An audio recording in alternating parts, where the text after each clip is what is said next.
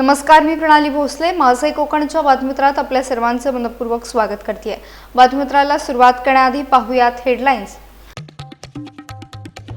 रत्नागिरी जिल्हा बँकेतील भ्रष्टाचाराचा गंभीर आरोप. रामदास कदम यांची लेखी तक्रार. भरतीपासून सोने तारण व्यवहारांवर संशय. मुसळधार पावसात 4 वीज खांब कोसळले. रस्त्यावर पडल्या वीज वाहिन्या. वाहतूक ठप्प. रत्नागिरीतील गुंबद मोहल्ल्यात वीज पुरवठा पूर्णपणे खंडित. गाडी लावण्याच्या वादातून हाणामारीचा प्रकार. मारहाणीचा कथित व्हिडिओ सोशल मीडियावर व्हायरल. आणि वनश्री पुरस्काराने ज्योती कदम यांचा गौरव. पर्यावरण संवर्धनासाठी राज्याचा सर्वोच्च सन्मान. 60,000 वृक्षांची उभारली हिरवी क्रांती. पाहूया सविस्तर वृत्त. रत्नागिरी जिल्हा मध्यवर्ती सहकारी बँकेतील कथित भ्रष्टाचार आणि गैरव्यवहारांच्या आरोपांमुळे जिल्ह्याच्या सहकार क्षेत्रात मोठी खळबळ उडाली आहे. शिवसेनेचे नेते तथा माजी मंत्री रामदास कदम यांनी मुख्यमंत्री, दोन्ही उपमुख्यमंत्री आणि सहकार आयुक्त यांच्याकडे लेखी तक्रार दाखल करत संपूर्ण प्रकरणाची तातडीने चौकशी करण्याची मागणी केली आहे. रामदास कदम यांनी आपल्या तक्रारीत तब्बल 11 कथित भ्रष्टाचार आणि गैरव्यवहारांची प्रकरणे नमूद केल्याचा दावा केला.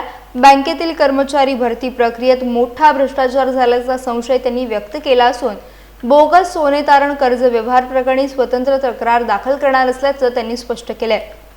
याशिवाय रत्नागिरी जिल्हा परिषदेचे रत्नागिरी जिल्हा मध्यवर्ती सहकारी बँकेतील खाते पालकमंत्र्यांशी चर्चा करून राष्ट्रीयकृत बँकेत वर्ग करण्यात यावे अशी मागणी त्यांनी केली आहे. जिल्ह्यातील सहकार क्षेत्रातील अग्रगण्य मानल्या जाणाऱ्या या बँकेबाबत शिवसेनेच्या वरिष्ठ नेत्यांनीच गंभीर आरोप केल्याने राजकीय आणि सहकार क्षेत्रात चर्चेला उधाण आलंय. आता या तक्रारींची चौकशी होते का आणि प्रशासन यावर कोणती भूमिका घेणार याकडे सर्वांचं लक्ष लागलंय. रत्नागिरी जिल्हा मध्यवर्ती बँकेच्या भ्रष्टाचाराबाबत चौकशी करण्यासाठी मी माननीय मुख्यमंत्री, उपमुख्यमंत्री, सहकार मंत्री, सहकार सचिव, मुख्य सचिव, उपनिबंधक, विभागीय निबंधक ह्या सगळ्यांना मी पत्र दिलेली आहेत. हे तुमच्या समोर आहे बघा. हे सगळ्यांना दिले आहेत, मी तक्रार दिली आहेत. त्यामध्ये एक फक्त माझ्याकडून चुकून गावून गेलं.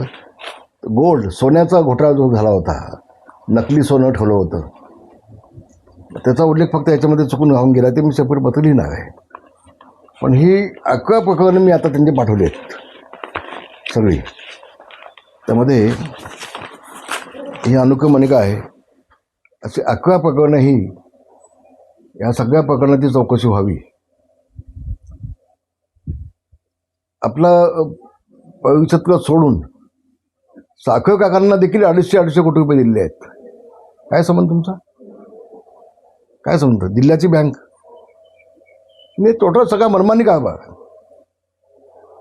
आता आमचे मित्र बाबाजी जाधव आहेत, मराठा उपाध्यक्ष आहेत. ते त्यांच्या कुटुंबातली 5 की 6 माणसं कामाला ठेवली. आता नोकरी आता भरती झाली त्यावेळेला. माझ्या माहिती अशी आहे की प्रत्येक संचालकांनी वाटून घेतले होते. तुला किती, तुला किती, तुला किती, तू किती माणसं आणायची ठेवायची. म्हणजे ही बेरोजगार तरुणांची फसवणूक आहे. फक्त त्यांना मुलाखतीला बोलवायचं, मुलाखत घ्यायची आणि आपल्याला जी माणसं हवीत ती माणसं घ्यायची. काही लोकांनी मला सांगितलं की एका जागेसाठी 15-15 लाखाचा भाव आहे, असं काही लोकांनी मला सांगितलं होतं. आता किती सत्य मला माहीत नाही. पण असं असेल ते बाब अतिशय गंभीर आहे. आणि म्हणून ही नोकरभरतीची देखील सखोल गंभीर चौकशी व्हावी असे विविध 11 मुद्दे मी याच्यामध्ये दिलेले आहेत. एक आमचा तो संदीप आंबगे म्हणून आहे, त्याला माहितीच नाही तो कोणाला जामीन आहे. तो जामीन घाललाच नाही, पण त्याच्या नावावरती जामीन दाखवून दिले बोगस. त्याला न्यायालयाची नोटीस आली तेव्हा त्याला कळलं, त्याला जामीन घ्यायला लागलं. त्याला काय संबंध नसताना. म्हणजे कशा पद्धतीने हे काम चाललं या बँकेचं मनमानी काम.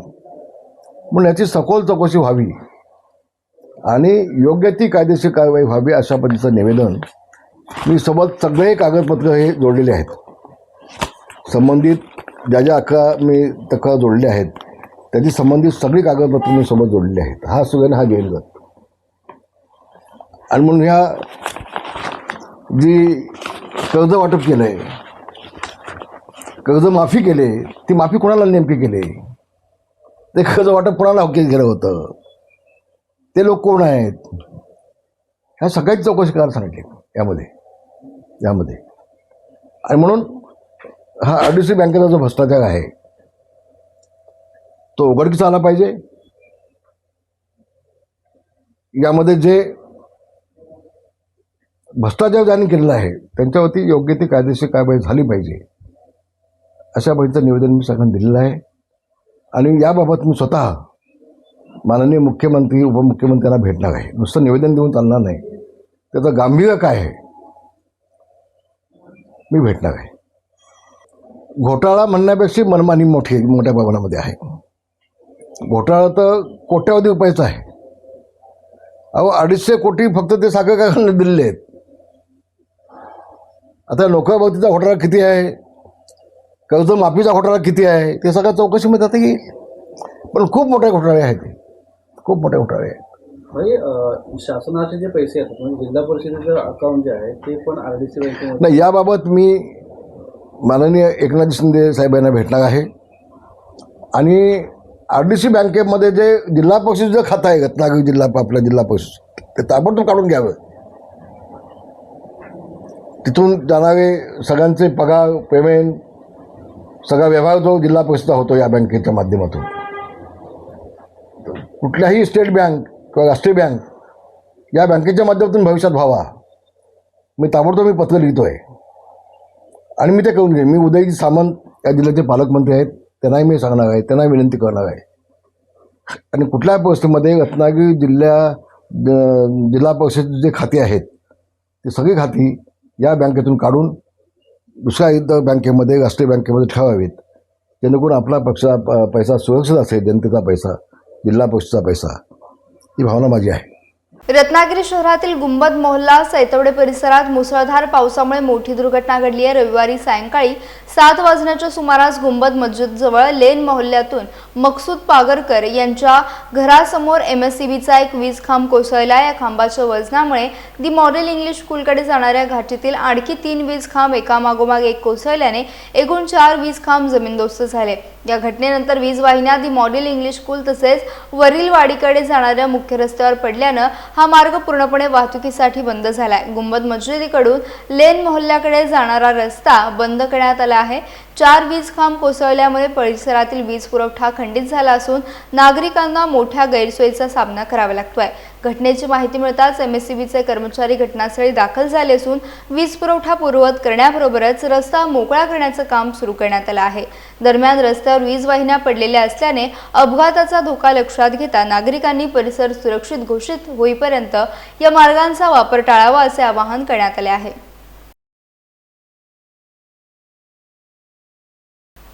रत्नागिरी जिल्ह्यातील खेड शहरावर पुन्हा एकदा पुराचं गंभीर संकट निर्माण झालं.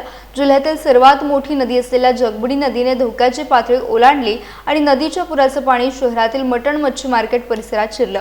पुरामुळे मटण मच्छी मार्केटचा संपर्क पूर्णपणे तुटला.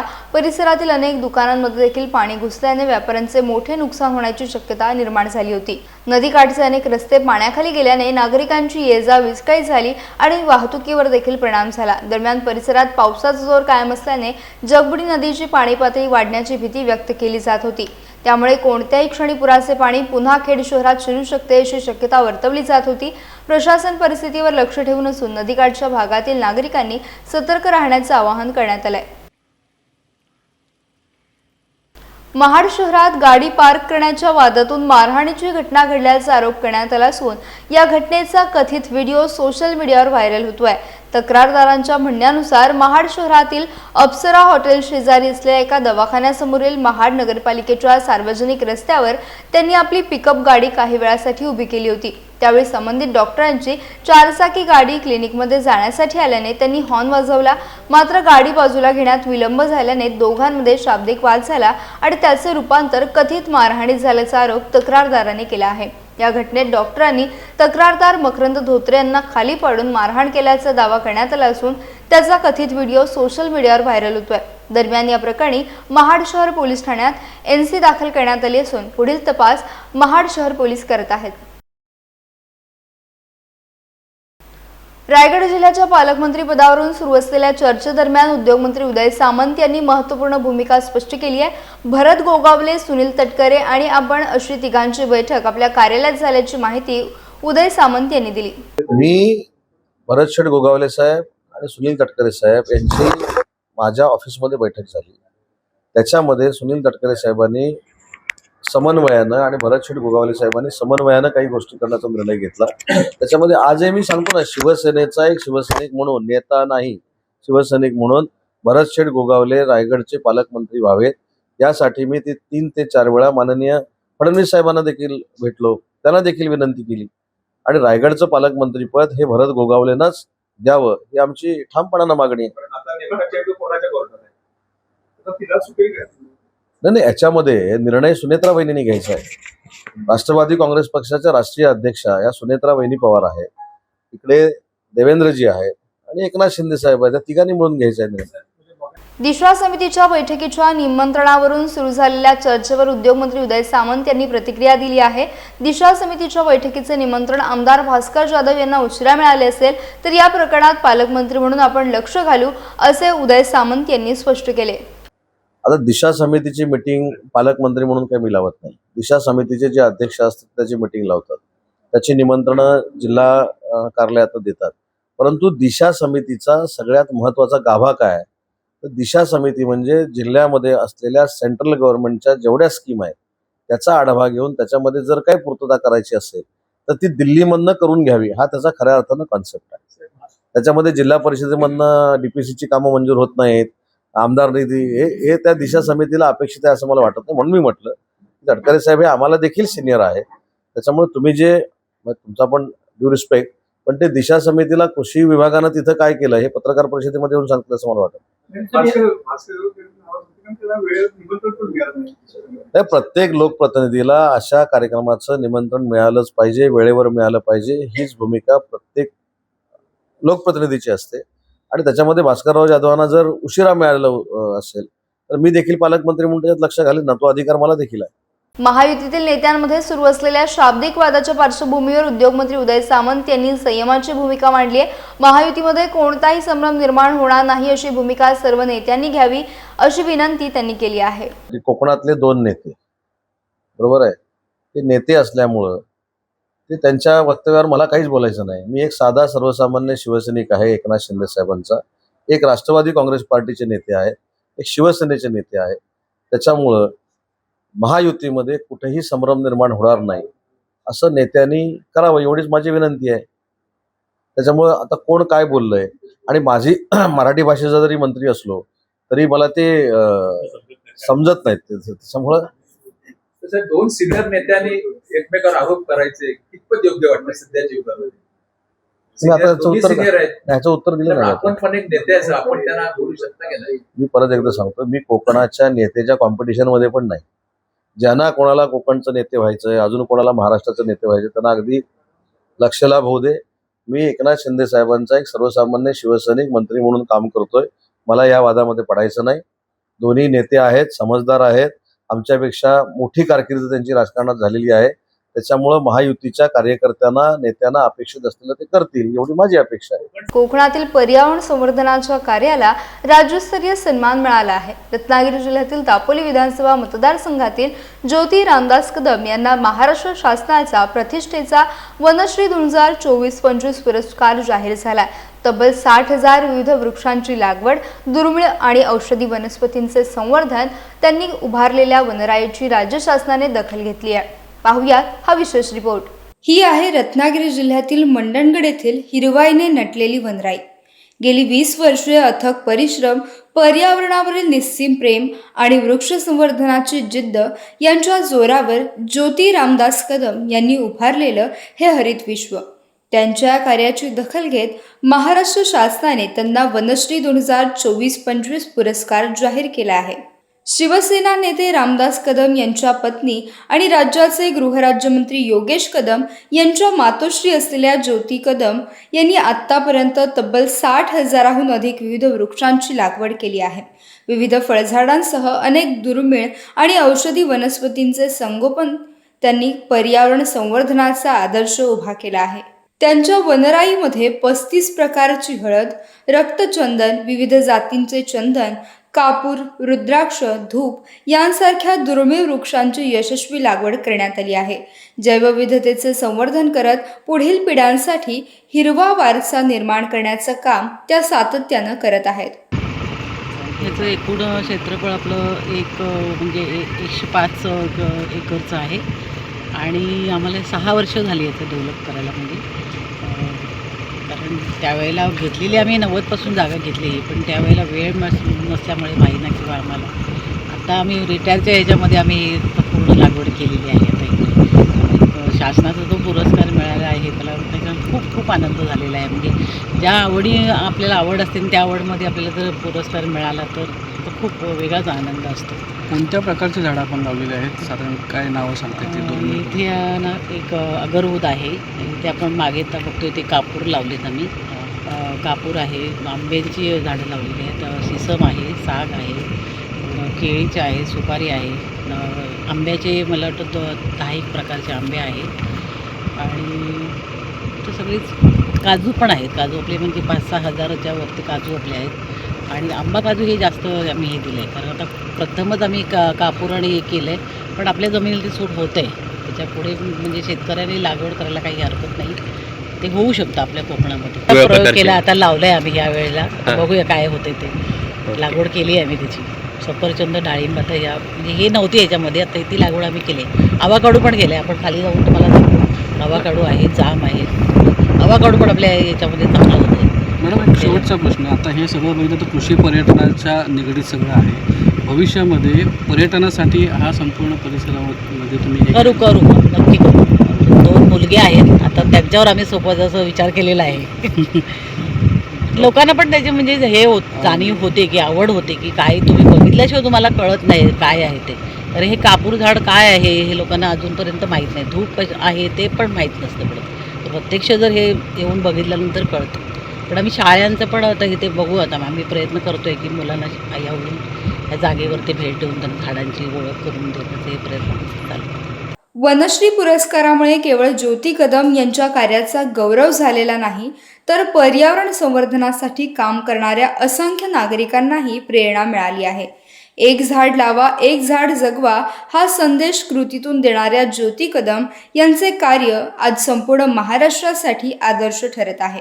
सामान्यपणे वृक्ष लागवडीची चर्चा केली जाते, मात्र ज्योती कदम यांनी केवळ झाडे लावली नाहीत तर त्यांचे संवर्धन करून हजारो दुर्मिळ आणि औषधी वनस्पतींचे हरित विश्व उभे केले. त्यांच्या 2 दशकांच्या समर्पित कार्याला आता महाराष्ट्र शासनाच्या वनश्री पुरस्काराच्या माध्यमातून मोठा सन्मान मिळाला आहे. रत्नागिरी जिल्ह्यातील दापोली तालुक्यातील श्री सेवा गुरुकुल मंडळ पाचपंढरी यांची पायी दिंडी सध्या कोल्हापूरच्या दिशेने मार्गक्रमण करत आहे. 16 जुलै रोजी पाचपंढरी येथून सुरू झालेली ही दिंडी 27 जुलै रोजी कोल्हापूर येथील श्री संतश्रेष्ठ काडसिद्धेश्वर स्वामी महाराज यांच्या मठात पोहोचणार आहे. या प्रवासादरम्यान खेड तालुक्यातील लोटेमाळ येथील उद्योजक आणि सामाजिक कार्यकर्ते मनोहर कालेकर यांच्या निवासस्थानी दिंडीचे आगमन झाले. यावेळी लोटेमाळ येथील श्री सद्गुरू भक्तांनी दिंडीतील भक्तांसमेत श्री सद्गुरू काडसिद्धेश्वर महाराज यांच्या प्रतिमेचे पूजन करून आरती केली. त्यानंतर दिंडीचे यथोचित स्वागत करण्यात आले आणि सर्व वारकरी व भक्तगणांना भोजनाची सेवा देण्यात आली. रात्रीचा मुक्काम कालेकर यांच्या निवासस्थानी झाल्यानंतर सकाळी दिंडी लोटे माळवाडी येथील श्री हनुमान मंदिरात पोहोचली. तेथे श्री हनुमानाच्या चरणी श्रीफळ अर्पण करून दिंडीने कोल्हापूरच्या दिशेने पुढील प्रवासाला प्रारंभ केला. रत्नागिरी जिल्ह्यातील खेड तालुक्यातील वेरळ येथील श्री समर्थ कृपा प्रतिष्ठान संचलित श्री समर्थ कृपा इंग्लिश मीडियम स्कूलचा 10वा वर्धापन दिन उत्साहात साजरा करण्यात आला. गुरुपौर्णिमेच्या मुहूर्तावर सुरू झालेल्या संस्थेने यशस्वी 10 वर्षांचा टप्पा पूर्ण करून 11व्या वर्षात पदार्पण केले. वर्धापन दिनानिमित्त प्रशालेत सत्यनारायण महापूजेचे आयोजन करण्यात आलं होतं. या कार्यक्रमाला पालक शिक्षक संघाचे सदस्य, शिक्षक आणि मान्यवर मोठ्या संख्येने उपस्थित होते. गेल्या 10 वर्षात शैक्षणिक गुणवत्ता जपत संस्थेने शैक्षणिक आणि क्रीडा क्षेत्रात उल्लेखनीय प्रगती साधली असून नव्याने सुरू करण्यात आलेल्या जेईई, नीट आणि सीईटी अभ्यासक्रमांना देखील चांगला प्रतिसाद मिळत असल्याची माहिती यावेळी देण्यात आली. कार्यक्रमात विद्यार्थ्यांनी मनोगते व्यक्त करत आपल्या शाळेबद्दलच्या भावना व्यक्त केल्या. अध्यक्ष सुयश पाष्टे, उपाध्यक्ष सुप्रिया पाष्टे, शाळा व्यवस्थापन समिती समितीचे चेअरमन उदय शेटवे, खजिनदार दिग्विजय इंदुलकर, प्राचार्य डॉक्टर एस अली, CEO विजय रॉबर्ट तसेच शिक्षक आणि शिक्षकेतर कर्मचारी उपस्थित होते. कार्यक्रमाचे सूत्रसंचालन आणि आभार प्रदर्शन नलिनी नाईक यांनी केले. रायगड जिल्ह्यातील शिहू येथे भव्य रक्तदान शिबिराला नागरिकांनी उत्स्फूर्त प्रतिसाद देत समाजसेवेचा प्रेरणादायी संदेश दिला. रायगड जिल्हा रक्तपेढी अलिबाग यांच्या सहकार्याने रविवारी डॉक्टर भोईर क्लिनिक येथे झालेल्या शिबिरात युवक, महिला, सामाजिक कार्यकर्ते आणि नागरिकांनी मोठ्या संख्येने सहभाग नोंदवत स्वयंस्फूर्तीने रक्तदान केले. रक्तदान हे केवळ सामाजिक कर्तव्य नसून गरजू रुग्णांना नवजीवन देणारे महत्त्वाचे कार्य असल्याचा संदेश यावेळी देण्यात आला. अपघातग्रस्त, थॅलेसेमिया रुग्ण, प्रसूती माता तसेच विविध गंभीर आजारांशी झुंज देणाऱ्या रुग्णांसाठी रक्त किती महत्त्वाचं आहे याबाबत जनजागृती करण्यात आली. यावेळी उद्धव बाळासाहेब ठाकरे शिवसेना पक्षाचे जिल्हा संपर्क प्रमुख प्रसाद भोईर यांनी या सेवाभावी उपक्रमाचे कौतुक करत समाजातील प्रत्येक निरोगी व्यक्तीने नियमित रक्तदान करून सामाजिक जबाबदारी पार पाडावी असे आवाहन केले. कार्यक्रमाला जिल्हा परिषद सदस्य पल्लवी प्रसाद भोईर यांच्यासह विविध डॉक्टर, सामाजिक कार्यकर्ते आणि मान्यवर उपस्थित होते. रक्तपेढी अलिबागचे डॉक्टर दीपक गोसावी आणि त्यांच्या टीमचे महत्त्वपूर्ण सहकार्य लाभले. शिबिरात रक्तदान करणाऱ्या सर्व रक्तदात्यांचा सत्कार करण्यात आला. तर कार्यक्रमाचे सूत्रसंचालन विजय पाटील यांनी आणि आभार प्रदर्शन डॉक्टर पुरुषोत्तम भोईर यांनी केले. खरं तर जे काही प्रोफेशन्स आहेत त्यातले सगळ्यात नोबल प्रोफेशन म्हणून समजलं जाणारं असं आरोग्याशी, सर्वसामान्यांच्या जीवनाशी निगडीत असं प्रोफेशन, अशा सर्व डॉक्टर मंडळींनी एकत्र येऊन रोहा मेडिकल असोसिएशन व रायगड मेडिकल असोसिएशन यांच्या माध्यमातून संयुक्त विद्यमाने आज या ठिकाणी भव्य दिव्य असा रक्तदान शिबिर आयोजन करण्यात आलेलं आहे. जगातील सगळ्यात श्रेष्ठ दान म्हणून जे मानलं जातं, प्रत्येक कुटुंबियांशी निगडीत जेव्हा आपल्याला आरोग्याची निगडीत अशी समस्या निर्माण होते आणि त्यावेळी आपल्याला त्याचं महत्त्व कळतं. खरं तर असं म्हटलं जातं की एका दात्याच्या रक्तदानाने 4 जीव वाचले जातात आणि म्हणूनच या शिबिराचं महत्त्व ओळखून आज सर्वजण, खरं तर सर्वच डॉक्टर आपल्या वैयक्तिक प्रोफेशनमध्ये एवढे बिझी असतात, परंतु आज वेळात वेळ काढून या ठिकाणी सगळेजण आलेत आणि हा जो काही भव्य दिव्य असा सोहळा आहे तो या ठिकाणी साजरा होतोय. खरं तर या समाजाशी आपलं काहीतरी देणं घेणं, या मातीला आपलं काहीतरी देणं घेणं, या भूमिकेतून आज प्रत्येक जण या ठिकाणी एकवटलंय आणि अत्यंत उत्साहाच्या नात्याने या ठिकाणी हे शिबिर पार पडतोय. माझी या सर्व डॉक्टरांना, त्यासोबतच या सर्व उपक्रमामध्ये पुढाकार घेणाऱ्या डॉक्टर पुरुषोत्तम भोईर यांना खूप साऱ्या शुभेच्छा आहेत की सालाबाद प्रमाणे तुमचा हा उपक्रम अधिकोत्ती वृद्धिंगत होत जाऊ आणि तुमच्या या कार्यक्रमाची शोभा अधिकाधिक वाढत जाऊ आणि तुमच्या या माध्यमातून अनेक घटकांनी असाच आदर्श घ्यावं आणि केवळ फक्त आपण आपल्या वैयक्तिक आयुष्यामध्ये सुखी आहोत या भावनेतून न राहता आपण समाजाला देखील काहीतरी देणं लागतो या भूमिकेतूनच प्रत्येकाने वागावं, हा संदेश या माध्यमातून सर्वच घटकांनी घ्यावा. पुन्हा एकदा या उपक्रमाला खूप साऱ्या शुभेच्छा देतो आणि यासह बातमीपत्रात वेळ झाली इथेच थांबण्याची. भेटूयात नवीन बातमीपत्रात. तोपर्यंत तुम्ही कुठेही जाऊ नका, पाहत राहा फक्त माझे कोकण.